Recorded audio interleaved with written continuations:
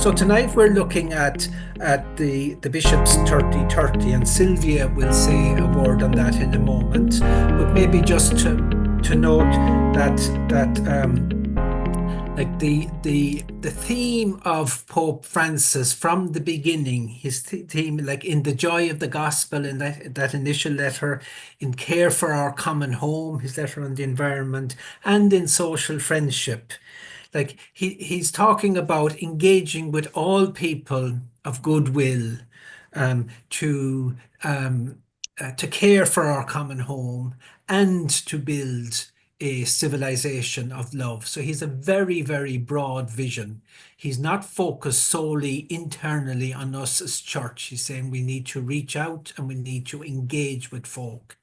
And the stories we tell tonight, hopefully, are examples of parishes reaching out to a broader community to work collaboratively with a broader group of folk on that really important issue of care for the environment.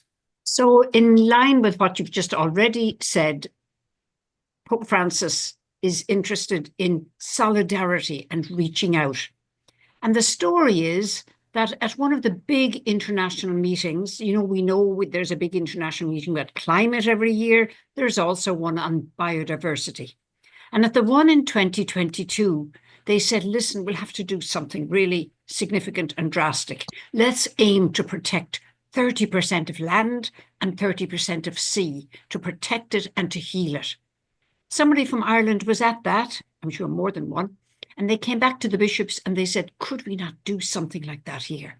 And so in May 23, the bishop said, let's ask parishes to extend their circle of solidarity, not just to people, but to all the living creatures that are in their church grounds, and to set aside 30%, not immediately, but by 2030. Now, somebody you'll be hearing about from in a minute, Margaret, a good bit after that said to me, the 30-30. And I said, what are you talking about? And I knew all, but the 30% by 2030. So nobody has to rush out and do everything. So I think it's a wonderful story, returning biodiversity to parishes, of places where it's protected and it's healed. And of course, no one person can do that on their own. It calls for a group, a team, a group of people coming together. Sylvia, thanks very much indeed for that lovely introduction. So just tell us, what are you at in the parish in relation to the 30-30, and how is it going for you? Well, I'm from the parish of Our Lady in St. Brendan's in Tralee, and we were conscious of Laudato Si on our parish pastoral council and the Pope's wonderful encyclical. And we kind of felt, we must do something, we must respond. And we talked about that, and we talked about that, and we talked about that, and we really didn't know what to do. And we did we had isolated sort of events and activities for a bit of time, and then COVID came and it was put on the back burner. And then it was when the Irish bishops made the call to return 30% of the church grounds to nature by 2030. That was when we really got the impetus. It was a wonderful, it provided us with a wonderful framework, with a focus and with a goal. And that really got us going. So our first task as a pastoral council was, as Sylvia just said, to get more people involved. So in order to do that, we held an open event in the church grounds. And everyone was invited. It was just a community invitation to everybody to come. And Niamh Ní Ghuail did a walk around the church grounds for us that day, pointing out to us the biodiversity that already existed in our church grounds, and also the potential that was there to do to make it even better. So who's Niamh, just in case anybody doesn't know? Her name is Niamh Ní Ghuail, and she is an independent consultant. Her business is called Natural Wild Gardens. She's based up near where Sylvia is living at the moment, in her home. She does an awful lot of work with schools and community groups. Okay. In So the- she's an expertise in this area, so. Absolutely. And you invited her along to your public meeting as a kind of a resident expert. Would that be? And I mean, the reason we invited her was quite simple, is because we didn't know. Yeah. That's why. We Okay. had the motivation without the expertise. So you called a meeting outside in the open in the church grounds. Yeah, we didn't All call right. it as such, we just called it an event, just to invite everybody along to celebrate creation on that event. And we had a good attendance now at that, and including actually a lady from Radio Kerry who did a short interview with some of us, to promote it. And we took the contact details of everyone who attended. And subsequently, then we invited those people to come to what was properly a meeting. And we put to them that we were hoping to return 30% of the grounds to nature by 2030. So over that winter, would be the winter of, I suppose, winter before last, 2023, we held a few meetings. We invited the biodiversity officer from Kerry County Council, Eleanor Turner, to one meeting, and she gave us advice and support. We linked with Tidy Towns and a number of other people like that. We tried to create awareness through our newsletter, through word of mouth, and we ended up with a core group of about 15 people.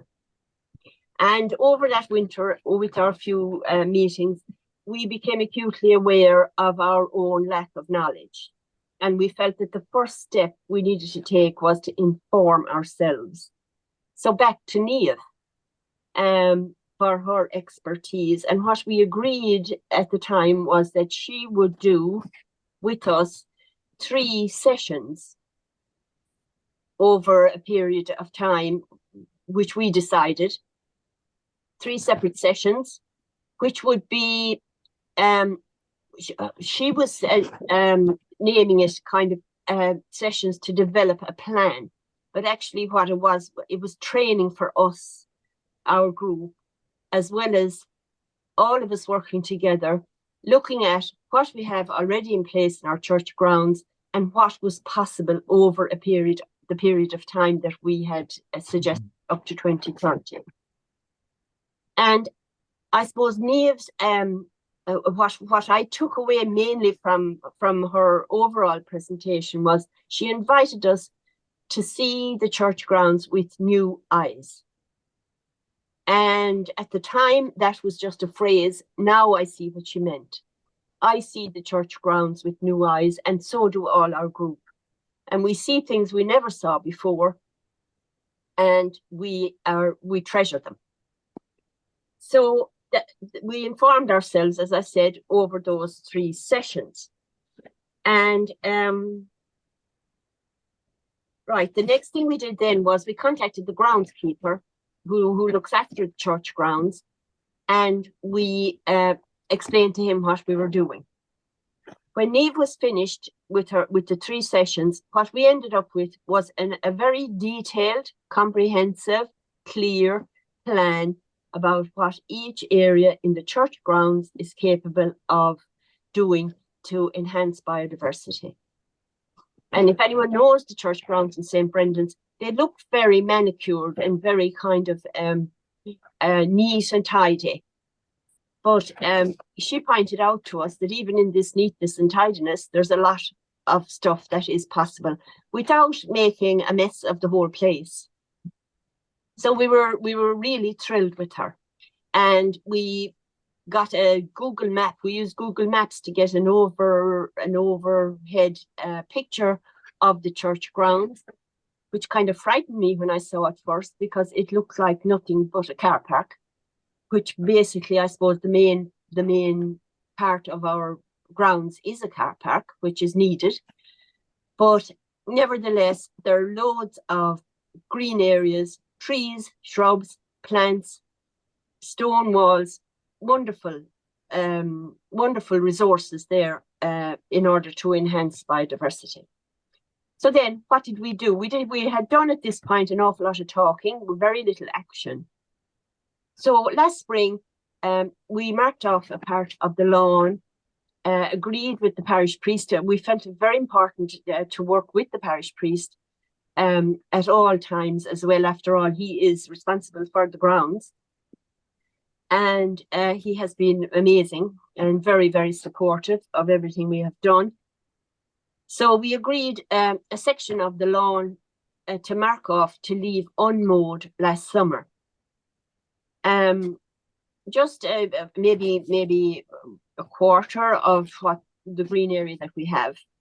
And we were thrilled with the result of that simple action. You know, when we saw all the wildflowers and the lovely grasses and hundreds of different types of grasses, and 3 little oak trees self-seeded in that little area just over last summer. So we were absolutely delighted with that. And then in the autumn, we held an event on the feast of St. Francis. Now, this was not required, no organizing or anything. On the feast of St. Francis in early October, at the end of season of creation, we invited the parishioners the morning of after our regular morning mass 9:30 to help us plant bulbs in the church grounds, snowdrops and bluebells, which are great pollinators. So that involved parishioners as well, which we thought was good, and a good few people remained after mass and helped us. So we were lucky with the weather, helped us plant those bulbs. We also got, I should have said earlier, earlier in the year, we were lucky enough to get about 30 little tree whips from Tralee Tidy Towns, and we planted them in the area, the same area where we were letting the grass grow. So, and the other action we undertook there last year was we started making an eco hedge or dead hedge up against the wall, which Niamh had recommended. It has a few purposes. It provides a habitat for creatures to hibernate over the winter, and it also provides a way of reusing, recycling any of the material that we collect, you know, leaves, twigs, is all that kind of stuff from around the church grounds. Niamh had said that anything that's in the church grounds shouldn't leave the church grounds, you know, leave the material. We should retain it. So, where are we now? I think I've mentioned most of the things. What I didn't mention is the beautiful bluebells and snowdrops that we planted. I'd love to tell you we have a carpet of white and blue at the moment. We don't, because our resident bird population have absolutely destroyed most of the bulbs that we plant. Hundreds. Okay. And we got this great light bulb moment, and we said, look, lots of us have bulbs at home, you know, that had started to grow. So we said, we pick them up, bring them in, put them under the trees. They're already halfway towards growing, and lo and behold, the very same thing happened. The birds picking away at them. Anyhow, we're learning. So where are we now? Well, the main thing we have now at the moment is we have a very, very clear plan of action over the next 5 years. And we have a lot of actions already carried out. We meet every Saturday morning from 10 to 11 for 1 hour. Since we started working at the end of January now, 3 new people have joined. So I think we have a core group of about 12. We had, and now we've 15.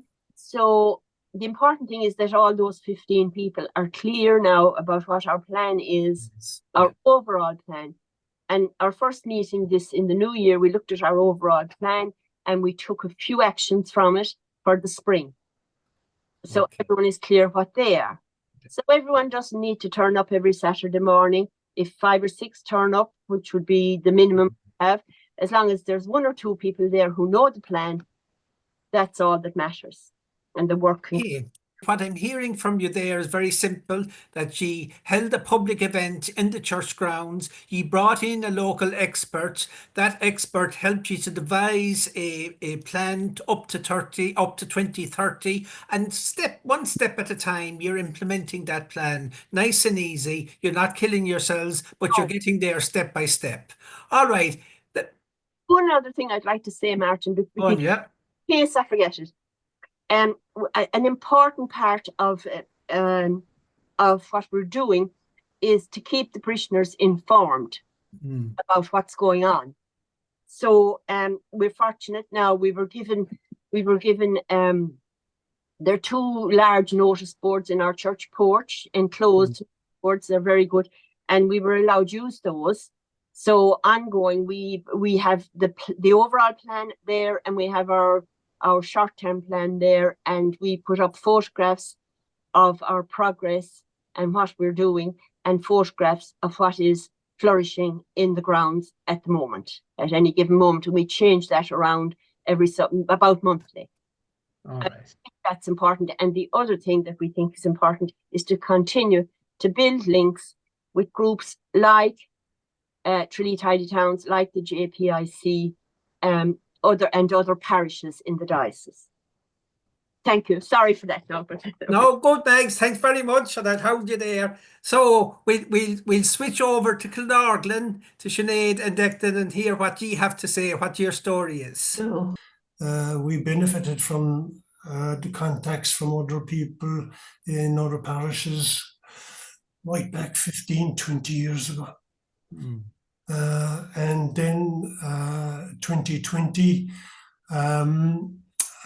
Father Kevin came to us, and I especially remember Father Michael, who was here with us up until 2020. God rest him. Yeah, they with Father Kevin, a lot of space in the parish grounds, pine trees, non-native trees that had been planted, a monoculture 35, 40 years ago. Something had to be done with them. They were so big, there was no light getting into the parish house. They were a risk. They were a location for antisocial behaviour. So our pastoral council, with Father Kevin's encouragement, began to think about what we ought to do with our parish grounds. And luckily for us, a core little team was formed within the parish. Even though Margaret mentions that there might be 10 to 15 working on a Saturday morning, in our case, what has worked is a tighter group, but that 2 that became 3, that became 4, that please God in the years to come might become 5 and more. That core group does seem to hold the focus, and they. But I suppose that core group of 4 is almost more like, we do the work, the physical work, but we also coordinate other people to come in and do work as well. So it's not all on that 4. Yeah. And are ye working on the plan the same as?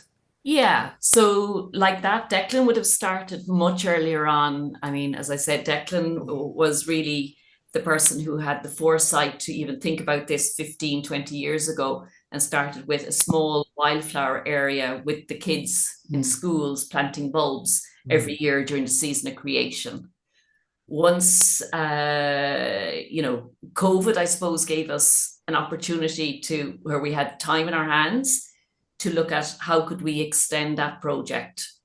And this was even before the 3030 initiative had begun.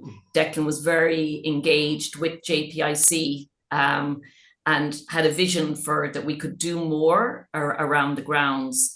And that's when we, again, like Mag spoke about, we would have connected in very early on with Ian McGregor from Gertbrack Organic Farm, and we've sent the contact details on to you, Martin, so they can go up on the site. Yes. And Ian and Niamh work very closely together. So Niamh Nigul is just a gem, absolutely. We put our hand between them, so they came out, and again, we walked the grounds, mapped the grounds, and drew up a plan with them. But in many ways, the plan was really, once we got rid of the monoculture of these huge pine trees, the plan really was to kind of almost let it take care of itself, We were surprised with how little physical work there needed to be done. There is, the ground, the birds seem to provide all the answers to us. Yes. I think the first thing that step one was stop spraying. Yes. So we would say, every parish in the diocese can do that tomorrow. Yeah. And that's your very first step. Yeah. Stop spraying herbicides and insecticides. Yeah. And that's the key to biodiversity. So there's we would say that's, even if you did nothing else, or that's a step every parish can do tomorrow. Yeah. As a result, we have loads of nettles. Ragwort. But they are in a convenient corner. So there's room for our neighbour who enjoys roses, but there's also room for the butterflies. They're fond of the nettles, aren't they? I can tell you. And of course, the nettles have their usefulness then when we make our own leaf mold. Budget-wise, zero. Yeah. No budget at all. We've seen a lot of people have talked about where do you get funding, and actually when we started, and even now, we don't actually have any funding. So, and again, I think that's what's great, as Mags would testify about, involving Ian or Niamh or somebody like that who can identify what you already have. A lot of it is just about giving space to what's already there.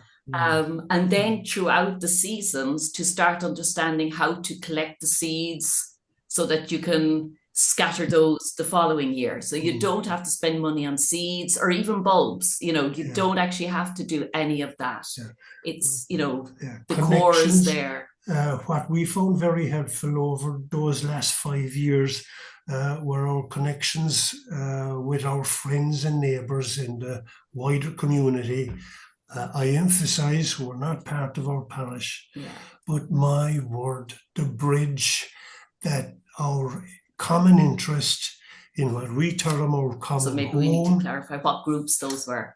Tidy towns, principally. The Grow It Yourself group, if you have a Grow It Yourself or a gardening club in near you.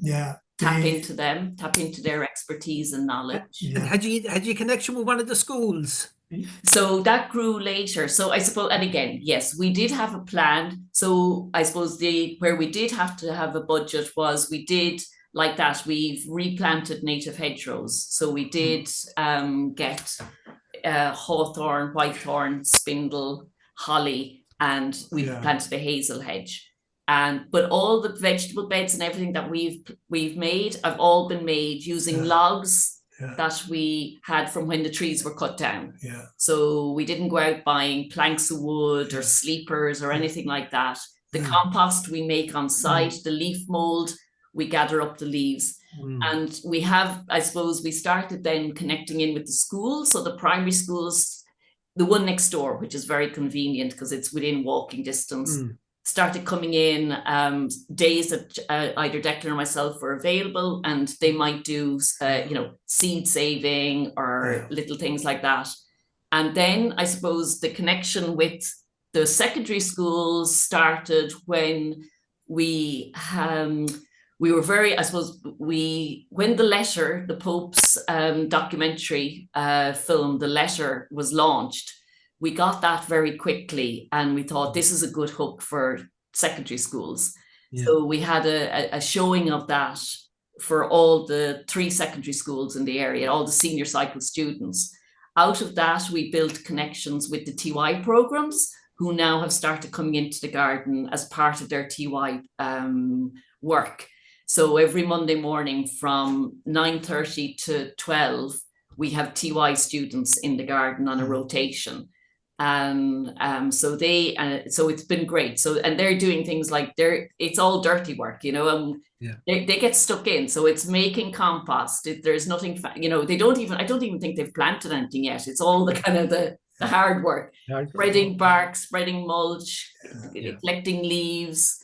And then that gave us a place as well, then those connections. So Earth Day last year and Youth Week happened to be on the same week. So we had the TYs into the garden for a liturgy to celebrate both Youth Week and Earth Day. So, and again, the garden, we've signage, you know, I think Mags might have mentioned that. Yeah. The signs everywhere to explain what you're doing, to welcome people in. Yeah. So thankfully, we've been very fortunate now that I think even this year, with each year we have an event again for the season of creation. A public event, and we, you know, people come in. People are starting to wander in and use the garden as a contemplative space. You know, we've dug a pond. We've a very exciting week because we've just had tadpoles. So we're very easily excited here. I mean, on top of all that, because through our gardening friends in the community, we save our own seed. Yeah. So the cost is minimal. And there's great fun. The children enjoyed in planting the seed that they saved. Yeah. It's a win-win in so many ways. And all right, I want to invite the others to come in with questions and comments to you both and to Mags. But what it seems to me, what both parishes have managed to do is there is an opportunity for an environmental action through the church grounds. There is energy on the ground in the parishes. There is expertise on the ground in the diocese, and you've managed to connect the energy and the expertise to avail of the opportunity, and it's just working. So that's really a good news story from both. I'm from the parish of Castletownbere, and I don't know if anyone is familiar with it. Our parish church is in the middle of the flattest area of the town. Sorry, it's overlooking the flattest area. So it's on a very, very high, you'd nearly say like a pedestal with very high steps up to it. We're surrounded by concrete, and then we have a small tarmacked area for parking. So having looked around it, I'm at a bit of a loss as to know what can be done. Already the Tidy Towns have for years put small planters along the steps, and it's lovely, but it's not quite where we should be at. Okay. All right, Declan or so Sinead. My questions, where to go, how to start. Do you have a wall? Or what's around it? Is there a wall, or what surrounds the church? Is there a wall enclosing the grounds? I have no volume. There is wall in places. Yeah. But the cars would park right up against it. Apart from the stepped area, there are houses on each side of the stepped area going up a certain amount. Then there are a couple of graves further up. Yeah. So, Sinead, do you have a sense that that's already potential? Have you? Well, yeah. I mean, you can still, you know, in terms of planting, you could get, as you say, big planters. Very big planters. And, you know, but you also have to, you know, I suppose another thing we have done here is the churches are ideal for swift boxes. And which would incur, you know, which is badly needed as so the height of the church is ideal because swifts need to nest in a very, very high location. So you could look, and again, I think Mags might, or another person that's really good to link in with is Eleanor Turner, the County Biodiversity Officer with Kerry County Council. Now, that's something that does need a bit of funding, but Eleanor certainly can help with that. So, I mean, even to start with putting up a set of Swift boxes is something you can do on the, under the eaves of the church, and they blend in. They're not, and we've done it here on our own. If you have a tree nearby, to put up bat box, or yeah. So again, yeah, you mightn't. So there's certain, again, this is where I would certainly encourage you to link in and with Ian McGregor and Niamh to see the potential in your grounds. But certainly something like the Swift boxes is something you can do in an area. And again, Swifts will live in urban areas. They've no, so And and it's they're wonderful to see. Okay, so that's a good example of the range of possibilities, that it's not all about bulbs or brackets or littles. I would also contact Cork County Council. I'm almost certain that they have a biodiversity officer. Cork. Yes, of course. And their biodiversity officer would know Castletown Bear and that wonderful area, and would neatly know answers to your how else you'll be, and even if there's gardeners often say that a garden can be as small as a little window box. Oh yeah, square foot garden. I met Sinead and Declan when they were at the conference in Springford Hall, and Sinead made a lovely comment about how they emphasize with the young people the reason why they're doing this is because of their faith. And I think I'd love to hear Sinead repeat that again. Thank you, Maureen. I think I was just, at that time, echoing back to what Bishop Martin Hayes had talked about in terms of obviously we're doing all of this because of the crisis facing the world in terms of biodiversity loss and climate chaos.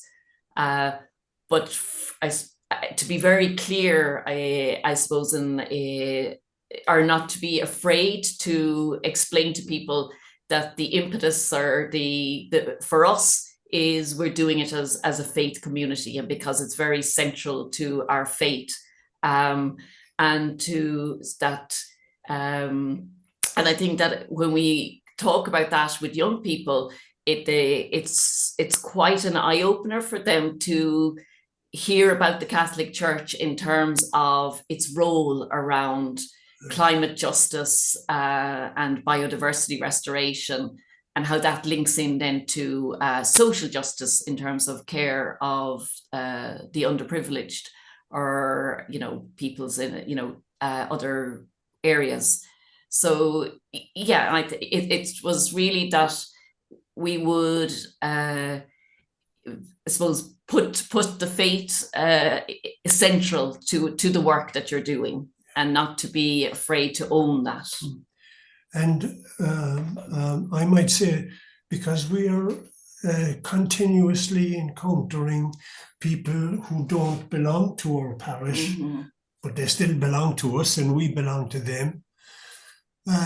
In a way, are we not doing what St. Francis would have done when my understanding is, when he sought to bring the gospel to others, was he, actions first, actions motivated by our faith, certainly. But I'm trying to think of a line that was used in our diocesan mission a number of weeks back by the Franciscan. Oh, Brother Hendrik. Yeah. By encountering others, we being motivated by our faith, even though we don't speak of our faith, but we are welcoming, we're caring. In a way, is that not forum of gospel.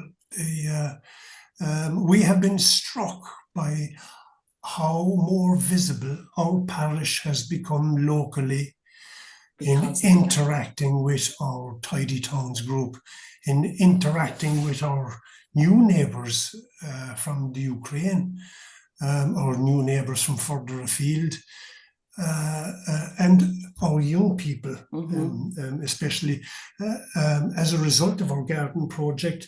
Is it 15, 16 of our young people are going on pilgrimage? So 16 are coming to Assisi with us in April. Yeah, we're doing a Camino along the Via de Francesco. Those 15 or 16 young people. That all grew out of the garden. That all came from the garden. Initially, our group were, regular churchgoers, members of our parish. That isn't the case for all our members now. We have other people who heard about it by word of mouth or through the newsletter or other ways. The other thing I would just like to say is an important part of what we're doing, as well as for all the reasons mentioned already, I mean, is that it is a core part of our faith. And Sinead and Declan mentioned about, how surprised some of the young people were about that. It's a job of work also, I think, to communicate that message to our regular churchgoers and parishioners, who may not see care of creation as part of their faith. So I suppose one of the ways we do that is, when we're communicating on our notice board what we are doing month by month, we also try and include in that quotations from Scripture or from Pope Francis, as being kind of, this is why we're doing it. Care of creation, our common home. And there are plenty of Scripture quotations that you can use, or quotations from Laudato Si, or quotations from St. Francis or whatever. So that's a bit of a job of work too, that we find, is ongoing and important, as well as making the links with the community and making, like, it's not just that we're creating, to use the phrase, the parish as oasis. It's not that we're creating that oasis in isolation, that we are part of Tralee Tidy Towns. And like they talk about a corridor, building a corridor around the town, linking all the areas. Yeah. So we also see another part of our role as trying to encourage our parishioners to do some small actions in their own gardens. Okay. Or by Okay, thanks, Mags. I'll let you in, Declan, and then I want Sylvia to come in. So go ahead with your point there, yeah. Yeah, that was quite an important question by Maureen. In what way does our garden speak of our faith? There's a wonderful line in Laudato Si. Could I read it to you? Soil, water, mountains, everything is, as it were, a caress of God. Our garden project speaks locally of that caress. This is our faith in action. Yes, great way to. Okay, thanks, Declan. So Sylvia is going to speak about. You've already mentioned JPIC, which means Justice, Peace, and Integrity of Creation. There is a group, a networking group in the Kerry Diocese, in the Diocese of Kerry, that's willing to cooperate with any interested parishes. So Sylvia, you're on. Okay, so thank you for that, Martin, and what wonderful stories.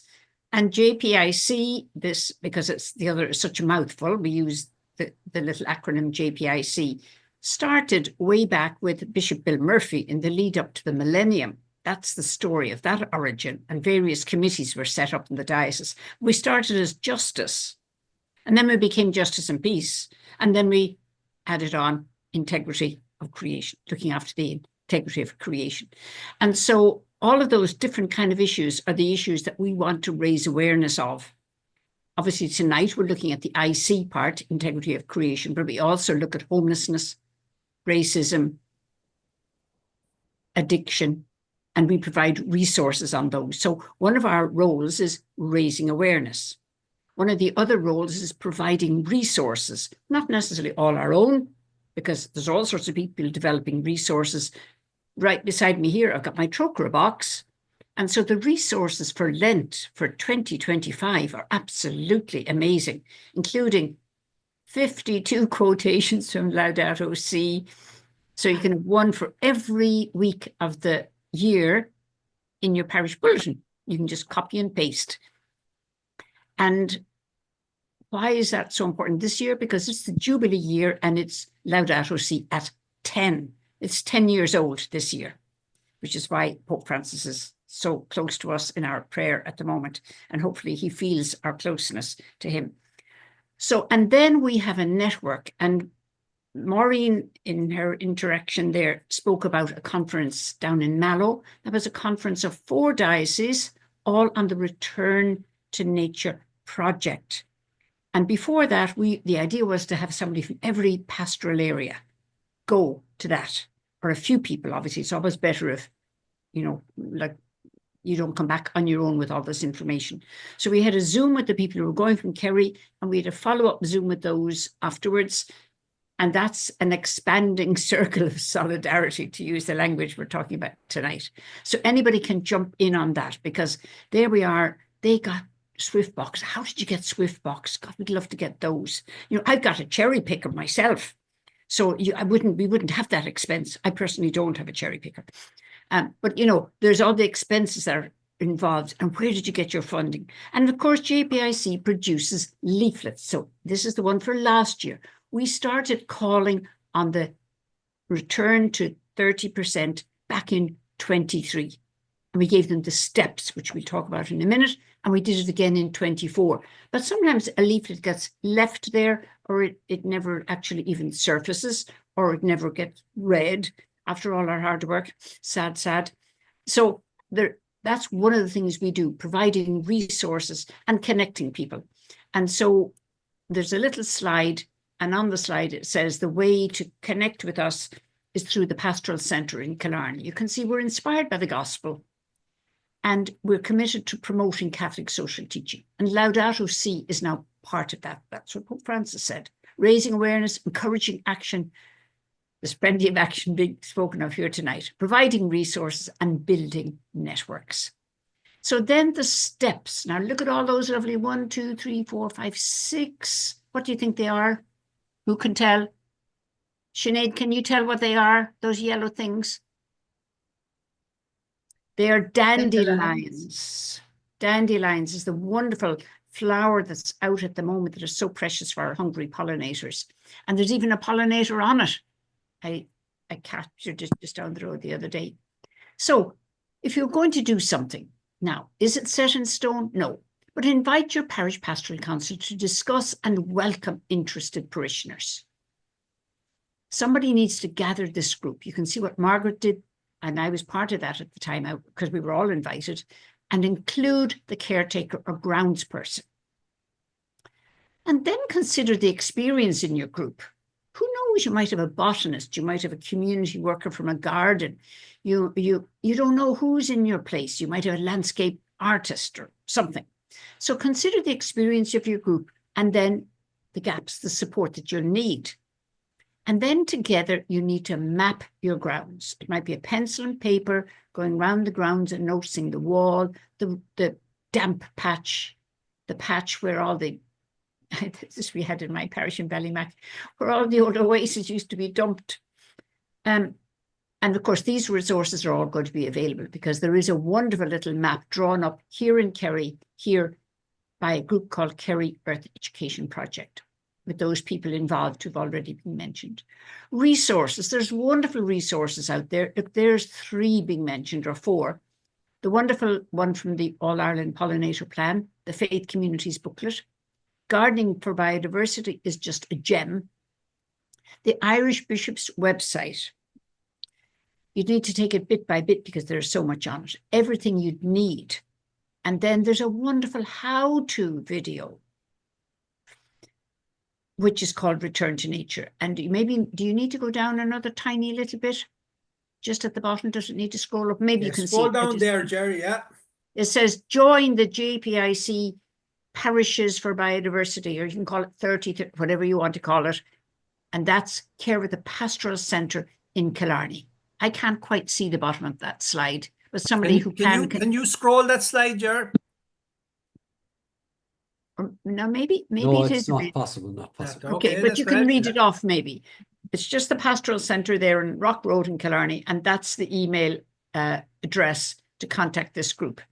And when we met, we said we'd like to meet 4 times a year, probably on Zoom, but who knows, maybe people will want to meet in person, which of course, but if you're traveling from Castletownbere, maybe you don't want to be going too far. Maybe we'd all love to go to Castletownbere. I'm sure we would, Maria and Patty. Why not?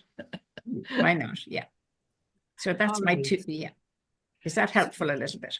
Thank you very much, Sylvia. We just have a couple of minutes, so I just want to leave it open again if anybody wants to come in with a question or a comment. So what we've looked at tonight is that there is an opportunity for an environmental action based on the church grounds in your parish. There is local energy available. There are people inside and outside the regular churchgoers who are very interested. There is lots of expertise, and there is a network organization. And all it needs is to pull those together and stuff happens. And that's not just a good idea, it's something that's already being practiced. So that's what we've heard tonight. And Sylvia has finished up there with with just information on the network, which we'll get through the diocesan office. And everything that we've been talking about tonight will be up on the diocesan website, the pictures of all the work that's going on, all the resource people that are available, their contact details, and so on.